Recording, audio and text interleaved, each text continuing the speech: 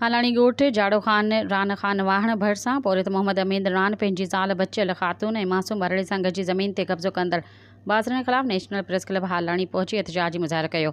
इन मौक़े ते पौरित मोहम्मद अमीन रान चयो त असांजी ज़मीन 13 जरिब खाते जी आहे। असां पंहिंजी ज़मीन ते वेठल आहियूं। मुंहिंजा सौट अब्दुल हमीद अब्दुल समीर रान ऐं बिलावल बासर हुजण करे असांजी ज़मीन ते 13 वसियनि ते कब्ज़ो करे छॾियो आहे।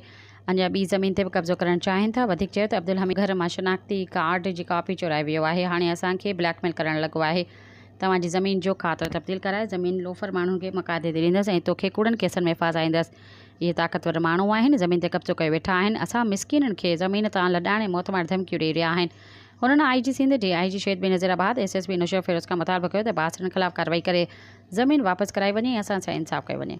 सब्सक्राइब कयो अवामी न्यूज़ HD खे ऐं ताज़ा तरीन ख़बरुनि लाइ ॾिसंदा रहो अवामी न्यूज़ HD।